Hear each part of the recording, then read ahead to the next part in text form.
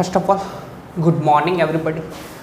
આપણે 12th science કેમેસ્ટ્રીનું unit number 1 જોતા હતા સોલિડ સ્ટેટ. એમાં આપણે વર્ગીકરણ જોવાનું છે, સ્ફટિકમય ઘન પદાર્થનું વર્ગીકરણ. જનરલી ઘન પદાર્થ મોટા ભાગના ઘન પદાર્થો સ્ફટિકમય હોય છે. એમાં 3 પ્રકાર પડે છે: ધાત્વિક, અધાત્વિક અને અર્ધધાતુ. આમ 3 પ્રકાર પડે છે. એ તો વાત જુદી રહે, પણ ઘન પદાર્થનું વર્ગીકરણ કરવાનું હોય તો ટોટલ એના 4 પ્રકાર પડે છે. આ વર્ગીકરણ કરવાનું છે બંધન બળોના આધારે કરવાનું છે. કાના આધારે? બંધન બળના આધારે. હવે બંધન બળો એટલે કે એના વચ્ચે એટ્રેક્શન કયા પ્રકારનું છે એના આધારે આ ભાઈઓનું વર્ગીકરણ થાય છે. તો ટોટલ આ સ્ફટિકમય ઘન પદાર્થનું વર્ગીકરણ 4 પ્રકારે થાય. મેં લખું છું 4 પ્રકાર. 4 પ્રકારે થશે. એક પહેલો પ્રકાર આણ્વીય ઘન. કયો થશે? પહેલો પ્રકાર જોઈશું એમાં આણ્વીય ઘન.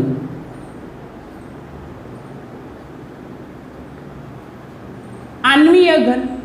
બીજો પ્રકાર છે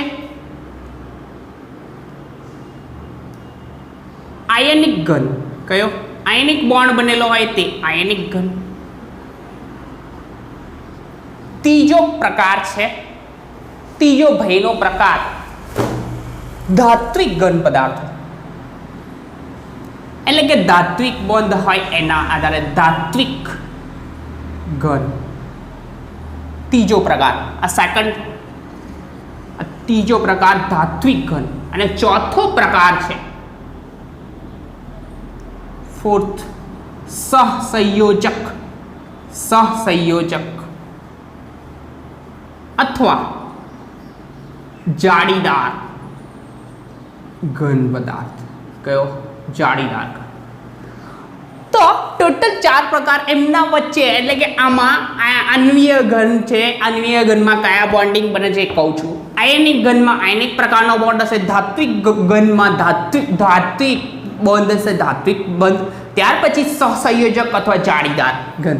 તો આણ્વીય ઘન છે એના ટોટલ 3 પ્રકાર પડશે. કેટલા? 3. કયા કયા છે તે મેં લખું છું. એક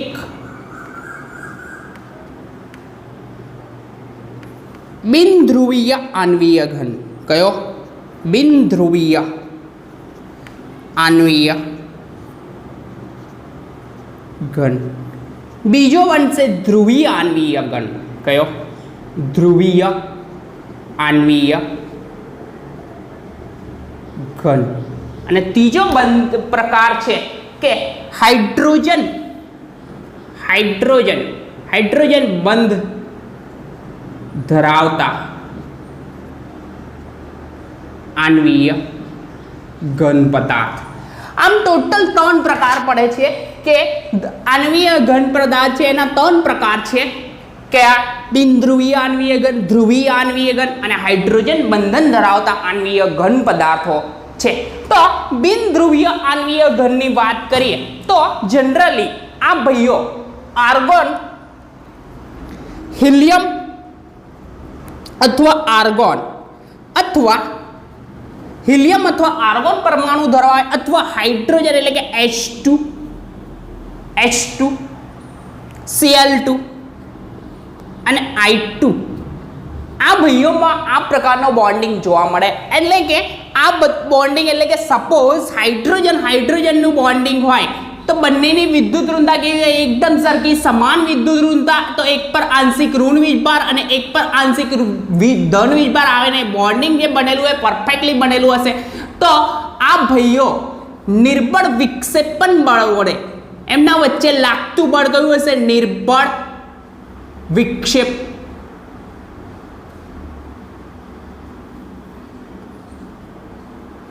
અથવા લંડન બળ થી જકડાયેલા હશે. શેના વડે? નિર્બળ વિક્ષેપણ બળો વડે જકડાયેલા હશે અથવા લંડન બળ વડે જકડાયેલા હશે અથવા એના વાન્ડર વાલ્સ આકર્ષણ બળથી પણ જકડાયેલા કહેવાશે. વાન્ડર વાલ્સ નિર્બળ વિક્ષેપણ બળ જેને વાન્ડર વાલ્સ બળ પણ કહેવામાં આવે છે. કયું? વાન્ડર વાલ્સ. બરાબર છે. ત્યાર પછી આ ભાઈઓ કેવા નિર્બળ વિક્ષેપણ અને વાન્ડર વાલ્સ બળથી જકડાયેલા હોય છે. આ ઘન અવસ્થામાં કેવા હોય છે? મૃદુ. કેવા હોય છે? મૃદુ એટલે કે પોચા હોય છે. કેવા? પોચા. મૃદુ અથવા પોચા હોય છે. ત્યાર પછી આ વિદ્યુતના કેવા? વિદ્યુતના અવાહક હોય છે. વિદ્યુતનું વહન કરી શકતા નથી અને રૂમ ટેમ્પરેચરે પ્રવાહી અવસ્થામાં હોય છે. કઈ અવસ્થામાં? પ્રવાહી સ્થિતિમાં હોય છે. આ એક પત્યું બિનધ્રુવીય આણ્વીય ઘન જનરલી હિલિયમ R1 જેવા પરમાણુ ધરાવે અથવા H2Cl2I2 એટલે કે બંને સરખા પરમાણુ એટલે કે એક પર આંશિક ઋણ વિભાર કે આંશિક ધન વિભાર આવે નહીં એટલે કે બિનધ્રુવીય. ધ્રુવીય એટલે કે કોઈ પણ પ્રકારનો ચાર્જ આવે નહીં તેવા બળો હશે અને આમની વચ્ચે લાગતું બળ વિક્ષેપણ બળ, લંડન બળ અથવા ત્રીજું બળ કહેવાય વાન્ડર વાલ્સ બળથી આ લોકો જકડાયેલા હશે. આ બળના કારણે આમ એક પ્રકાર પડે છે અને વિદ્યુતીય અવાહક હશે અને પ્રમાણમાં મૃદુ હશે, એકદમ પોચા હશે. ત્યાર પછી બીજો પ્રકાર આપણો આમાં ABC લખું છું. બીજો પ્રકાર ધ્રુવીય આણ્વીય ઘન. હવે ધ્રુવીય આણ્વીય ઘનની વાત કરીએ તો HCl અથવા SO2. તો આ ભાઈઓ વચ્ચે જે બોન્ડિંગ હશે કે ધ્રુવીય પ્રકારનું આકર્ષણ બળ હશે. ધ્રુવીય એટલે કે સપોઝ HCl વચ્ચે બોન્ડિંગ બન્યું હોય H ને Cl તો Cl ની વિદ્યુત ઋણતા વધારે એટલે કે આના પર આંશિક ઋણ વીજભાર અને આના પર આંશિક ધન વીજભાર. કાં તો SO2 હોય સલ્ફર ઓક્સિજન આ રીતનું હોય SO2 S double bond O આ રીતનું હોય તો આના પર આંશિક ઋણ વીજભાર, આના પર આંશિક ધન વીજભાર, આના પર આંશિક ઋણ વીજભાર તો આ 2 ડેલ્ટા થઈ જશે. તો આ ભાઈઓમાં એક પર પ્લસ ચાર્જ એક પર માઇનસ ચાર્જ, એક પર એટલે કે પોલ એટલે કે ધ્રુવ આવ્યો એટલે કે ચાર્જ આવ્યો એટલે કે ધ્રુવીય આણ્વીય આકર્ષણ બળથી આ લોકો જકડાયેલા હોય છે. ખબર પડી? એકદમ સિમ્પલ છે કે આમાં કોઈ પણ પ્રકારનો ચાર્જ ન હોય એટલે કે બિનધ્રુવીય આણ્વીય ઘન કહેવાશે. આમાં ચાર્જ આવે છે એટલે કયો કહેવાય? ધ્રુવીય આણ્વીય ઘન કહેવામાં આવે છે. એટલે કે આ લોકો વચ્ચે લાગતું બળ કયું? દ્વિધ્રુવીય આકર્ષણ બળ હોય છે. કેવા હોય છે? દ્વિધ્રુવીય આકર્ષણ બળ. ધ્રુવીય એમ લખે તો બી ચાલે. ધ્રુવીય આકર્ષણ બળથી જકડાયેલા હોય છે. ત્યાર પછી આ પદાર્થો પોચા એટલે કે મૃદુ અને વિદ્યુતના કેવા? અવાહક. વિદ્યુતના કેવા હશે? અવાહક. ત્યાર પછી ત્રીજો ભાઈ હાઇડ્રોજન બંધન ધરાવતા આણ્વીય ઘન. હાઇડ્રોજન બંધન ધરાવતા આણ્વીય ઘન પદાર્થની વાત કરીએ તો હવે એકદમ સિમ્પલ છે. હાઇડ્રોજન બંધનની ડેફિનેશન આવે તો એક હાઇડ્રોજન પરમાણુ હોવો જોઈએ. કયો પરમાણુ? એક હાઇડ્રોજન પરમાણુ હોવો જોઈએ અને બીજા વધારે વિદ્યુત ઋણતા ધરાવતા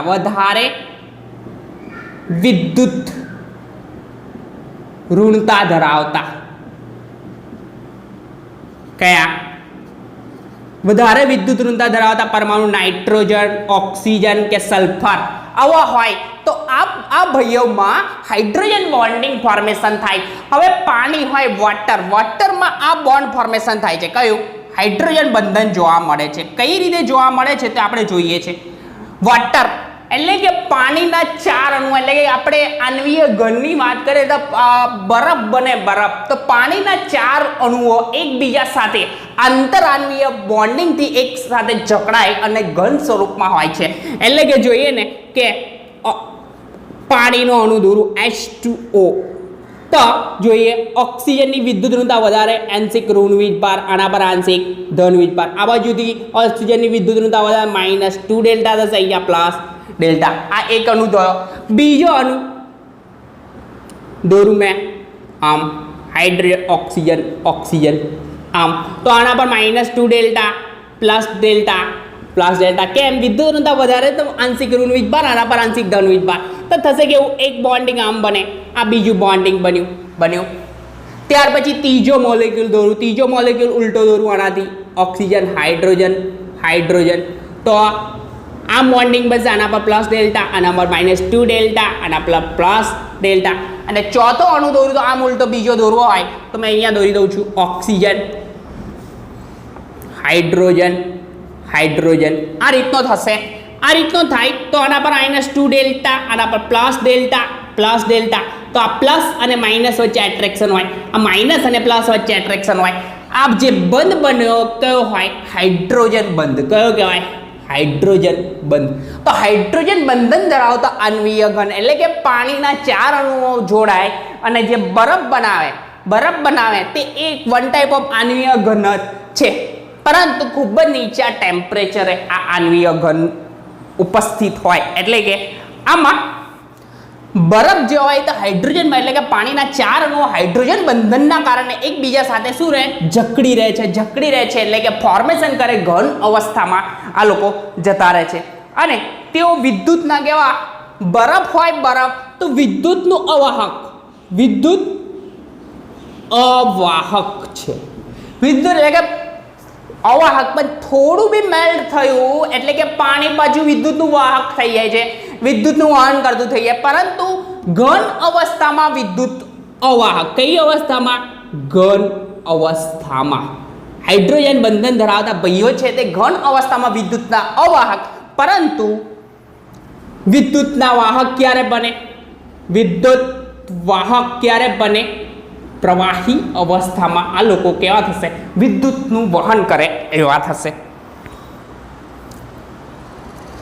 ત્યાર પછી રૂમ ટેમ્પરેચરે આ ભાઈઓ કઈ અવસ્થામાં હશે? રૂમ ટેમ્પરેચરે કઈ સ્થિતિમાં હશે? પ્રવાહી સ્થિતિમાં હશે. આપણો આ એક પ્રકાર પત્યો આણ્વીય ઘન, જેના 3 પ્રકાર છે. કયા? ધ્રુવી, બિનધ્રુવીય આણ્વીય ઘન, ધ્રુવીય આણ્વીય ઘન અને હાઇડ્રોજન બંધન ધરાવતા આણ્વીય ઘન. બિનધ્રુવીયમાં કોઈ પણ પ્રકારનો ચાર્જ ના આવે. ચાર્જ એટલે કે પોલ એટલે કે ધ્રુવ કહેવાય, તો ધ્રુવ નથી આમાં, એટલે કે બિનધ્રુવીય આણ્વીય ઘન કહેવાય. નિર્બળ વિક્ષેપણ બળ, લંડન બળ અથવા વાંડરવાલ્સ આકર્ષણ બળથી જોડાયેલા હોય છે, પોચા અને મૃદુ હોય છે અને વિદ્યુતના અવાહક હોય છે. અને રૂમ ટેમ્પરેચરે આ ભાઈઓ કેવા હોય છે? પ્રવાહી સ્થિતિમાં. એના પછીની વાત છે ધ્રુવીય આણ્વીય ઘન. ધ્રુવીય આણ્વીય ઘન પર એક પર આંશિક ઋણ વીજભાર અને એક પર આંશિક ધન વીજભાર હોય છે. એટલે કે પ્લસ અને માઇનસ એટલે કે ધ્રુવ એટલે કે પોલ ક્રિએટ થાય. એનો મતલબ એવો થયો કે આ ધ્રુવીય પ્રકારના આકર્ષણ બળથી એકબીજા સાથે જકડાયેલા હોય છે. આ લોકો પોચા અને મૃદુ હોય છે અને વિદ્યુતના કેવા? અવાહક હોય છે. ત્યાર પછી ત્રીજો હાઇડ્રોજન બંધન ધરાવતા આણ્વીય ઘન. તો એક હાઇડ્રોજન પરમાણુ હોવો જરૂરી છે. એને વધારે વિદ્યુત ઋણતા ધરાવતા પરમાણુ જેવા કે નાઇટ્રોજન, ઓક્સિજન અને સલ્ફર હોય તો એમાં આ પ્રકારનું બંધન જોવા મળે. આ બંધનના આધારે નવો પ્રકાર આણ્વીય ઘન હાઇડ્રોજન બંધન ધરાવતા આણ્વીય ઘન બને છે. તો આ લોકો વિદ્યુતના કેવા? અવાહક, પણ કઈ સ્થિતિમાં? ઘન અવસ્થામાં. બરફ હોય તો વિદ્યુતનું અવાહક છે, પરંતુ થોડુંક બી મેલ્ટ થાય તો વિદ્યુતનું વહન કરી દે, પણ જનરલી એટલે કે મેલ્ટ તો થવાનું છે, રૂમ ટેમ્પરેચરે આવશે. એટલે કે રૂમ ટેમ્પરેચરે આ પ્રવાહી સ્થિતિમાં છે. ત્યાર પછી એક પ્રકાર પત્યો આપણો આણ્વીય ઘન. બીજો જોવાનો છે આયનિક ઘન. તો આયનિક ઘનની વાત કરીએ તો આ ભાઈઓ 3D ત્રિપરિમાણમાં સપોઝ એક બે પરમાણુ છે, એકનો ચાર્જ પ્લસ છે, એકનો ચાર્જ માઇનસ છે, બરાબર છે. તો આ લોકો કુલંબિક આકર્ષણ બળથી જોડાયેલા છે. કયા? તો આનો ચાર્જ મેં સપોઝ Q1 લખ્યું અને આનો ચાર્જ Q2 લખ્યું, તો આમના વચ્ચેનું અંતર કેટલું થાય? R હોય તો Q1 Q2 અપન R², અને અહીંયા આપણે અચળાંક લખીએ છીએ K સમથિંગ કોઈ બી. તો આ કુલંબિક પ્રકારનું આકર્ષણ બળથી જોડાયેલા હોય છે. કયા આકર્ષણ બળથી? કુલંબિક આયનિક ઘન પદાર્થો NaCl હોય તો Na+ અને Cl-, તો Na+ અને Cl- પણ એ પણ કયા પ્રકારથી? કુલંબિક એટલે કે આયનિક ઘનમાં એક પ્લસ ચાર્જ હોય અને એક માઇનસ ચાર્જ. આ બંને કયા આકર્ષણ બળથી જોડાયા હોય? કુલંબિક. કયા? કુલંબિક આકર્ષણ બળથી જોડાયેલા હોય છે, બરાબર છે. કુલંબિક આકર્ષણ બળથી જોડાયેલા હોય છે. ત્રિપરિમાણમાં આ લોકોની ગોઠવણી કુલંબિક આકર્ષણ એટલે કે NaCl નો ક્યુબ દોરું, Na+ અને Cl- તો બધી જગ્યાએ Na+, Cl- હોય તો એ લોકો એટ્રેક્ટ કઈ રીતે થાય? કુલંબિક આકર્ષણ બળથી થાય છે. એક Na+, તો બાજુમાં અહીંયા આવશે Cl-, Na+, તો આ 3D માં કુલંબિક આકર્ષણ બળથી જોડાયેલા હોય છે. એમની વચ્ચે કયું આકર્ષણ બળ લાગે? આ ત્રીજું કુલંબિક બળ કેવું તો બી ચાલે, બરાબર છે. ત્યાર પછી આ લોકો સખત, અહીંયા લખું છું, જગ્યાનો ઇસ્યુ છે કેમ કે થિયરી બહુ મોટી છે. આ લોકો સખત પરંતુ બરડ હોય છે, હવે સિમ્પલ છે. સખત પરંતુ બરડ એટલે કે તૂટી જાય એવા. મીઠું લઈએ, મીઠું આખું મીઠું, તો આખું મીઠું આમ જોવામાં આવે તો એમ ખરેખરમાં સખત લાગે, પણ તોડીએ તો ઇઝીલી તૂટી જાય, એટલે કે બરડ હોય છે. શું કહેવાય? બરડ હોય છે, સખત અને બરડ. અને વિદ્યુતના કેવા? વિદ્યુતના અવાહક હોય છે. કેવા? અવાહક.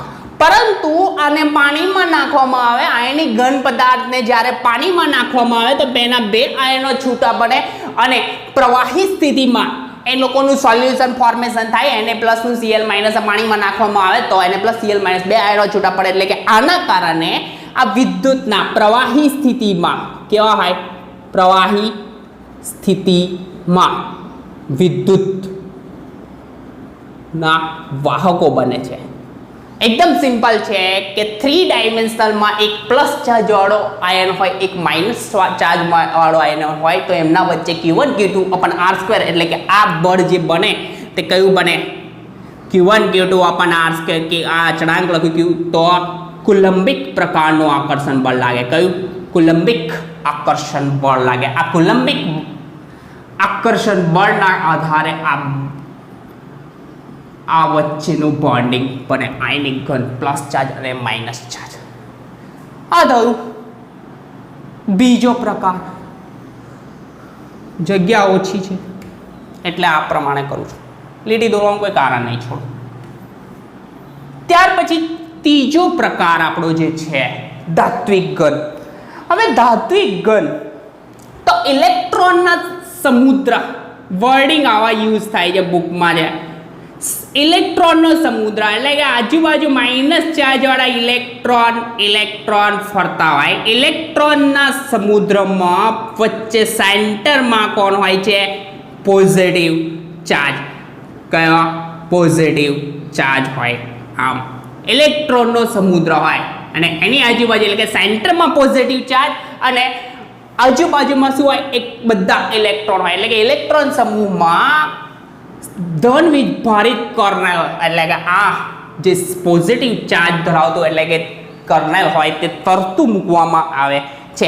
એમાં ઇલેક્ટ્રોન જે છે આ મોબાઈલ તરીકે, મોબાઈલ એટલે કે ફરતું મોબાઈલ ફેસ તરીકે કામ કરે. મોબાઈલ ફેસ એટલે કે ધાતુ હોય, ધાતુનું વિદ્યુતનું વહન કરે, ધાતુના વિદ્યુતનું વહન કરે, એટલે કે આમાં ધાત્વિક બોન્ડ જોવા મળે છે. કયો? ધાત્વિક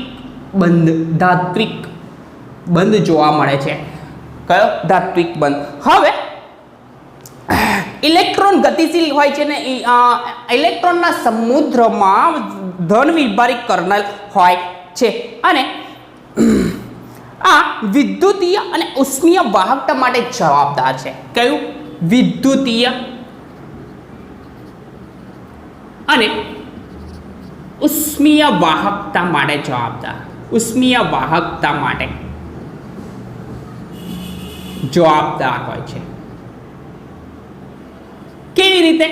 વિદ્યુતનું વહન, હવે સીધી જ ભાષામાં કહીએ કે ધાતુ હોય તો વિદ્યુતનું ઇઝીલી વહન કરે, કારણ એમાં રહેલો મુક્ત ઇલેક્ટ્રોન એક સાઈડેથી ગમે ત્યાં જઈ શકે, ધાતુમાં કોઈ પણ જગ્યાએ ફરી શકે છે, કેમ કે સેન્ટરમાં આ રીતે ગમે ત્યાં પોઝિટિવ ચાર્જવાળા કર્નેલ હોય, આજુબાજુમાં ઇલેક્ટ્રોનનો સમુદ્ર, તો ઇલેક્ટ્રોન એક જગ્યાએથી બીજી જગ્યાએ વહન કરે. સિમ્પલ વસ્તુ છે કે આપણે જે વિદ્યુતનું વહન જે થાય કે ધાતુ એટલે કે આપણો વાયર હોય, વાયરમાં ઇલેક્ટ્રોનનું વહન થાય તો અંદર ધાતુ મૂકેલી હોય. ધાતુ એટલે કે આમાં મુક્ત ઇલેક્ટ્રોન ઇઝીલી ફરી શકે છે, તો એ ઇલેક્ટ્રોન વિદ્યુત લઈને ભાગે, જેવું ભાગે એટલે કે વિદ્યુતનું વહન થઈ ગયું. હવે બીજી વસ્તુ કે ઉષ્મીય વાહકતા. હવે જનરલી હોય, તબેલો હોય તો રોટલી બનાવતો હોય તો આગળની સાઈડે મૂક્યો હોય તો થોડી વાર લોડી પર મૂકી રાખવામાં આવે તો એ ગરમ થઈને હાથો ગરમ થઈ જાય, કારણ એમાં રહેલા મુક્ત ઇલેક્ટ્રોન એ ઉષ્મા એટલે કે જે આપણે સળગાવીએ છીએ તે એ લઈને આ ઇલેક્ટ્રોન વહન બીજી સાઈડે બી કરી દે છે, એટલે એ બી ગરમ થઈ જાય. એટલે કે વિદ્યુતીય અને ઉષ્મીય વાહકતા માટે આ બે જવાબદાર છે. કોણ? ધાત્વિક ઘનમાં રહેલા ઇલેક્ટ્રોન, બરાબર છે. અને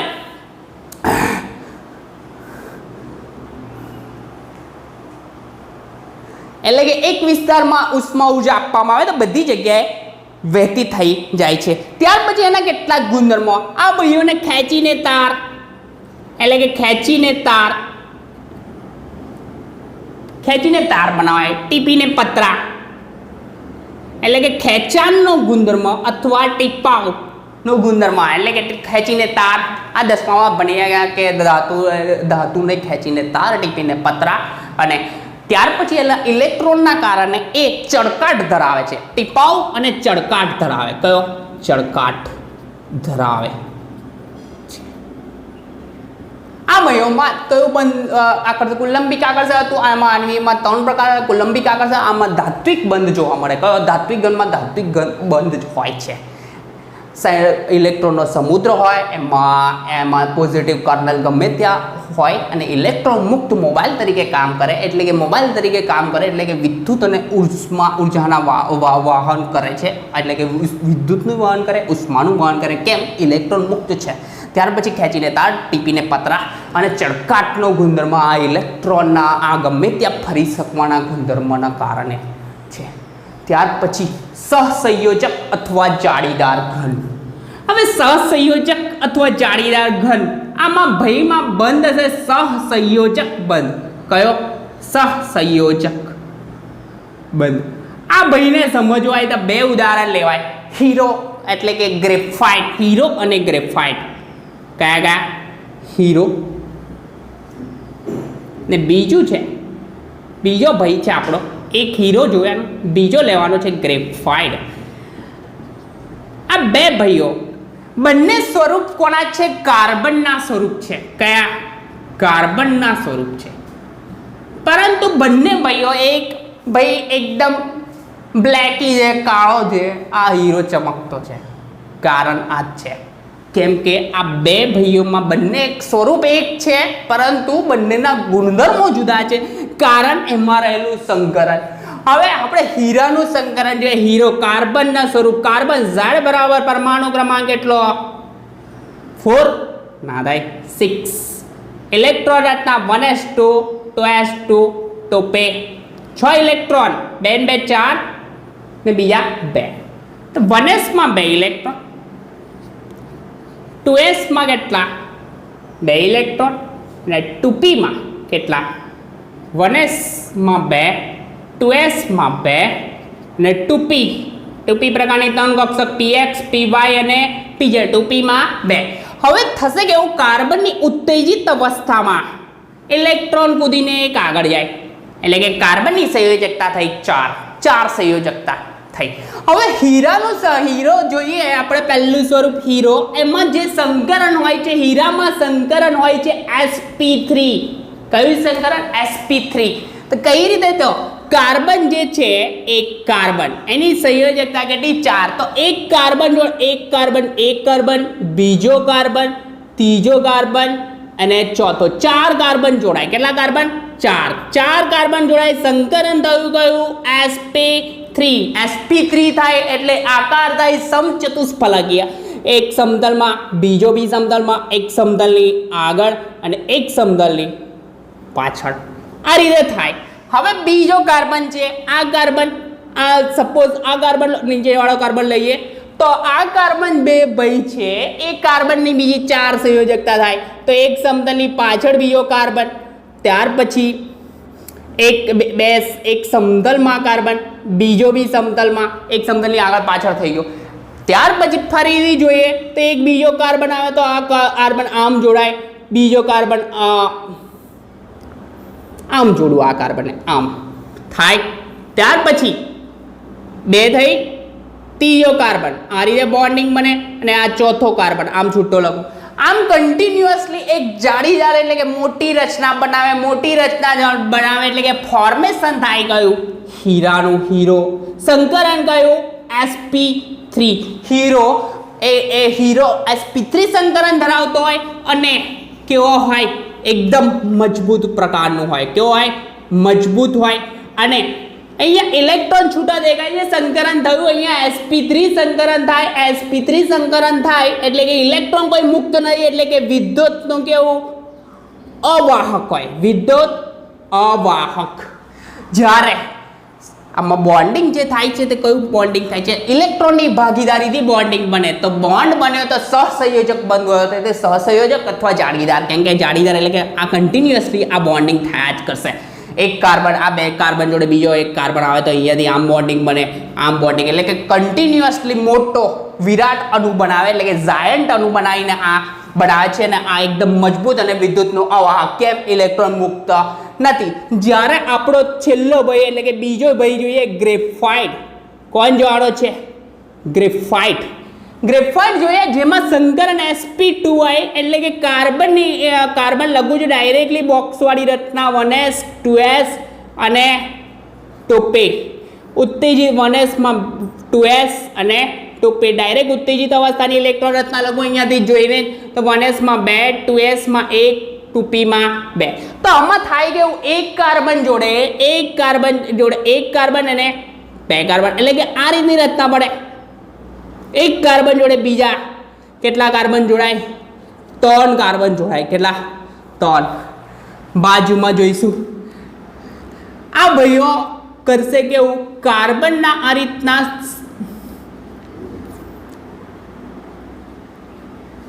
સ્તરો બનશે એમાં કેવા સ્તરો બનશે હવે બે સ્તર વચ્ચેનું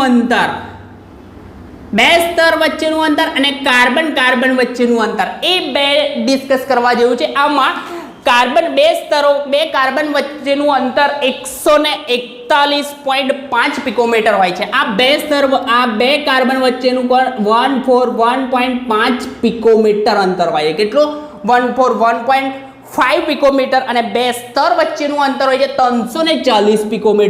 340 પિકોમીટર ફિગર પરફેક્ટલી જોઈએ તો બુકમાં ઓબ્ઝર્વ કરજો બંનેની ફિગર આપેલી છે હવે થાય છે કેવું આ વિદ્યુતનું સુવાહક વિદ્યુત સુવાહક એટલે કે વિદ્યુતનું વહન કરી શકે તેવું અને કેવું હોય છે આ મજબૂત છે તો આ કેવું છે પોચું અથવા મૃદુ હોય છે આ મૃદુ હોવાના ગુણધર્મના કારણે આનો લુબ્રિકન્ટ તરીકે પણ યુઝ થાય છે ત્યાર પછી વિદ્યુતનું સુવાહક છે કારણ આમાં એક ઇલેક્ટ્રોન કેવો છે મુક્ત ઇલેક્ટ્રોન છે આ મુક્ત ઇલેક્ટ્રોન છે એટલે કે વિદ્યુતનું વહન કરી શકે છે એટલે કે સહસંયોજક અથવા જાળીદાર ગણ આ રીતે રચના થાય સહસંયોજક જાળીદારમાં બે પ્રકાર હીરો અને ગ્રેફાઇટ પણ ગ્રેફાઇટ લાક્ષણિક ગુણધર્મો ધરાવતો એટલે કે આ ભાઈ વ્હાઇટ છે આ બ્લેક છે ગુણધર્મો આખો છે આ મજબૂત છે તો આ કેવું છે એકદમ પોચું છે ત્યાર પછી આ વિદ્યુતનું અવાહક છે તો આ વિદ્યુતનું વાહક છે કેમ એમાં સંકરણ બદલાઈ ગયું આમાં sp3 સંકરણ આમાં sp2 સંકરણના કારણે એમાં ઇલેક્ટ્રોન કેવો છે મુક્ત ઇલેક્ટ્રોન વિદ્યુતનું વહન કરી શકે છે એટલે કે આ 4 પ્રકાર થાય ફરીથી એકવાર કહ્યું એકદમ સિમ્પલ મસ્ત છે જોઈ લઈએ સ્ફટિકમય ઘન પદાર્થોનું વર્ગીકરણ એમાં લાગતા બંધન બળના આધારે તો પહેલો પ્રકાર છે આણ્વીય ઘન, બીજો છે આયનિક ઘન, ત્રીજો ધાત્વિક અને ચોથો છે સહસંયોજક અથવા જાળીદાર ઘન. તો આણ્વીય ઘનના ત્રણ પ્રકાર: ધ્રુવીય, બિનધ્રુવીય આણ્વીય ઘન, ધ્રુવીય આણ્વીય ઘન, હાઇડ્રોજન બંધન ધરાવતા આણ્વીય ઘન. તો બિનધ્રુવીય આણ્વીય ઘન નામ પરથી ખબર પડે કે કોઈ પણ પ્રકારનો ધ્રુવ ચાર્જ એટલે કે પોલ આવે નહીં, એટલે કે હિલિયમ આર્ગોન જેવી વાતો હોય તો હાઇડ્રોજન બંને વિદ્યુત ઋણતા સમાન પર કોઈ પણ ચાર્જ પ્લસ કે માઇનસ આવે નહીં, એટલે કે એમના વચ્ચે લાગતું બળ, નિર્બળ વિક્ષેપણ બળ, લંડન બળ અથવા વાન્ડર વાલ્સ પ્રકારનું આકર્ષણ બળ હોય છે તે ઘન અવસ્થામાં કેવા પોચા અને મૃદુ હોય છે અને વિદ્યુતના અવાહક હોય છે અને રૂમ ટેમ્પરેચરે કઈ અવસ્થામાં? પ્રવાહી અવસ્થામાં હોય છે. આ પહેલો પ્રકાર ગયો. બીજો પ્રકાર ધ્રુવીય આણ્વીય ઘન. ધ્રુવીય આણ્વીય ઘન એટલે કે ભયમાં ચાર્જ આવશે. HCl જોઈએ તો H plus Cl minus, minus plus charge અને માઇનસ ચાર્જ. ચાર્જ આવ્યો એટલે કે ધ્રુવ આવ્યો એટલે કે ધ્રુવીય આણ્વીય ઘન, એટલે કે પ્લસ અને માઇનસ એકબીજા વચ્ચે ધ્રુવીય આકર્ષણ બળથી જકડાયેલા હોય છે. આ પોચા અને મૃદુ હોય છે અને વિદ્યુતના કેવા? અવાહક હોય છે. ત્યાર પછી હાઇડ્રોજન બંધન ધરાવતા આણ્વીય ઘન. હાઇડ્રોજન બંધન ધરાવતા આણ્વીય ઘનમાં હાઇડ્રોજન પરમાણુ હોય અને વધારે વિદ્યુત ઋણતા ધરાવતા નાઇટ્રોજન, ઓક્સિજન અને સલ્ફર. જ્યારે પણ એનો મોલેક્યુલ જોવામાં આવે, સપોઝ પાણીના 4 અણુઓ જોડાઈને બરફ ફોર્મેશન કરે. બરફનું ફોર્મેશન એટલે કે હાઇડ્રોજન બંધ ધરાવતો આણ્વીય ઘન. હવે એમાં 4 અણુ, એક આમાં માઇનસ ચાર્જ ને પ્લસ ચાર્જ, આંશિક ઋણ વીજભાર અને આંશિક ધન વીજભારના કારણે આંશિક ઋણ વીજભાર અને આંશિક ધન વીજભાર ના કારણે અહીંયા ફોર્મેશન કયો થાય? હાઇડ્રોજન બંધ. તો હાઇડ્રોજન બંધના કારણે આ 4 અણુઓ જકડાય રે એટલે કે ફોર્મેશન થાય ઘન અવસ્થા એટલે કે બરફ બને કે જે વિદ્યુતનું અવાહક છે. બરફ વિદ્યુતનો અવાહક પણ થાય કેવું? રૂમ ટેમ્પરેચરે કારણે ને 2 પ્લગમાંથી વાયર લગાવીને આમ બરફને અડકીને તો કરંટ જ લાગે. કેમ? એટલે આ બરફ મેલ્ટ થઈ ગયો હોય થોડો, એટલા માટે. ત્યાર પછી રૂમ ટેમ્પરેચરે આ પ્રવાહી અવસ્થામાં હોય છે. ત્યાર પછી ત્રીજો પ્રકાર આયનિક ઘન. આયનિક બોન્ડિંગ હોય. આયનિક એટલે કે એક પર પ્લસ ચાર્જ અને માઇનસ ચાર્જ, એટલે કે 3 ડાયમેન્શનમાં 2 ચાર્જ ફરતા હોય 3D માં. એક પ્લસ અને એક માઇનસ. પ્લસ એટલે એને Q1 Q2 કહી શકું. ચાર્જીસને Q1 Q2 ફિઝિક્સની ભાષા છે. આ કુલંબિક બળ, કુલંબિક આકર્ષણ બળવાળું પહેલું જ ચેપ્ટર છે, તે જોયું હશે, ખબર હશે કે Q1 Q2 આપણને R² આ પ્રકારનું બળ લાગે, જેને કુલંબિક બળના કારણે આ લોકો પ્લસ અને માઇનસ ચાર્જ જકડાઈ રહે છે. આ ભાઈઓ જોવામાં આવે તો સખત અને બરડ હોય છે. મીઠું જોઈએ, મીઠું ઘન અવસ્થા એટલે કે આખું મીઠું જોઈએ ને તો જનરલી કેવું હોય? આમ જોઈએ ને તો કઠણ લાગે, પણ આમ તોડવામાં આવે તો ફટાફટ તૂટી જાય. સખત દેખાય, સખત છે પરંતુ બરડ છે. એના પછી વિદ્યુતનું અવાહક છે. વિદ્યુતનું મીઠામાં 2 પ્લગ લગાવો વાળ ઊંચા નહીં થતા તો વિદ્યુતનું અવાહક. પરંતુ આને પ્રવાહી સ્થિતિમાં લાવે તો વિદ્યુતનું વાહકો બની જાય છે. શું જાય? વિદ્યુતનું વાહક બને છે. એના પછી છેલ્લો ધાત્વિક ઘન. ધાત્વિક ઘનની વાત કરે કે ઇલેક્ટ્રોનનો સમુદ્ર હોય. એની અંદર ધન વીજભારિક કર્નેલ ફરતા હોય. આ જે બંધ હોય એમાં કયો બંધ હોય? ધાત્વિક બંધ. કયો? ધાત્વિક બંધ કહેવામાં આવે છે. ધાતુમાં જનરલી આ બંધ જોવામાં આવે છે. આ ધાત્વિક બંધમાં ઇલેક્ટ્રોન કે આ મોબાઈલ એટલે કે ગમે ત્યાં ફરતા હોય એટલે કે ધાતુ વિદ્યુતનું સુવાહક. કેમ કે ઇલેક્ટ્રોન છૂટા છે. એટલે કે જનરલી વાયર જોઈએ, વાયરમાંથી અંદર જે કાઢવામાં આવે તો કોપર ધાતુ છે, તો એ કોપરમાં આ જ બંધ હોય છે, ધાત્વિક બંધ. તો કોપરમાં ઇલેક્ટ્રોન કેવા છે? મુક્ત છે. એટલે એક જગ્યાએથી વિદ્યુતભાર લઈ, વિદ્યુત પ્રવાહ લઈ અને ભાગે અને બીજી જગ્યાએ ચાલે, એટલે જેવી સીજ પાડે એટલે પંખો ચાલુ થઈ જાય. ત્યાર પછી આ ભાઈઓનો બીજો ગુણધર્મ તે ઉષ્મીય વાહકતા. મેં વાત કરી હતી રોટલી શેકીએ તબેથો એટલે કે આગળથી ગરમ થાય, એટલે કે લોડી હોય ત્યાં તો ગરમ જ હોય, પણ થોડી વાર મૂકી રાખે ને તો પાછળનો હાથો પણ ગરમ થઈ જાય. કારણ એમાં ફરતા મુક્ત ઇલેક્ટ્રોન એટલે કે જે આગળની સાઈડના હોય ને તે જેવી ઉષ્મા મળે એ ભાગી દેવામાં આવે. એ આવે એટલે એનો મતલબ આ પાછળની સાઈડ બી હાથો ગરમ થઈ જાય. એટલે કે ઉષ્મીય વાહકતા માટે જવાબદાર. ખેંચીને તાર, ટીપીને પતરા અને ચટકા ધરા. આ તો 10મામાં ભણી ગયા ધાતુના ગુણધર્મો, જોયું હશે. ત્યાર પછી છેલ્લું જે છે તે સહસંયોજક અથવા જાળીદાર ઘન. સહસંયોજક એટલે કે ઇલેક્ટ્રોનની ભાગીદારીથી જે બંધ બને તે બંધની વાત છે. તો એના 2 ઉદાહરણ જોઈને પરફેક્ટલી ખબર પડી જાય. હીરો અને ગ્રેફાઇટ.